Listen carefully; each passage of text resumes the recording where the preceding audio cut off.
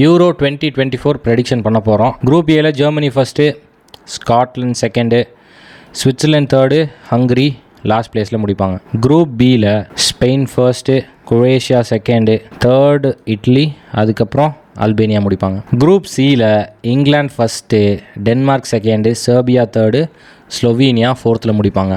Group டியில் France first, Netherlands second, Austria third, Poland fourth.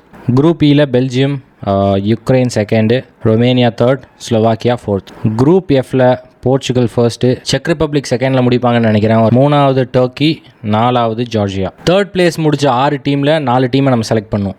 Round of 16ஸில் ஸ்பெயினுக்கு டர்க்கிக்கு நடந்துச்சுன்னா ஸ்பெயின் ஜெயிக்கிறாங்க.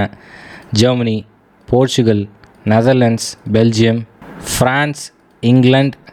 இங்கே தான் ஒரு கான்ட்ரவர்ஷியலான பிக்கை நம்ம எடுக்க போகிறோம். ஸ்காட்லாண்டு. குவார்டர் ஃபைனல்ஸில் ஸ்பெயினுக்கு ஜெர்மனிக்கு நடக்குது. ஜெர்மனி மண்டை கொட்டுறாங்க. Portugal, Netherland. ஸோ இந்த மேட்ச்சில் போர்ச்சுகல் ஜெயிப்பாங்க. பெல்ஜியம், ஃப்ரான்ஸ் ஜெயிக்கிறாங்க. ஸ்காட்லாண்ட், இங்கிலாந்து.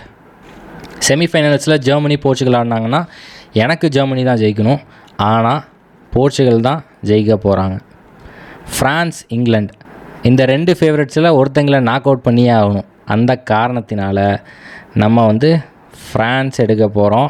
ஜூலை 15ஆம் தேதி என்ன நடக்க போகுதுன்னா, ஃப்ரான்ஸுக்கும் போர்ச்சுகலுக்கும் மேட்ச் நடக்க போகுது. இப்போவே சொல்லி போட்டேன், அவ்வளோதான். ஸோ ஃப்ரான்ஸ் ஜெயிக்க போகிறாங்கன்னு நான் நினைக்கிறேன். நீங்கள் என்ன நினைக்கிறீங்க? யார் ஜெயிக்க போகிறா? What to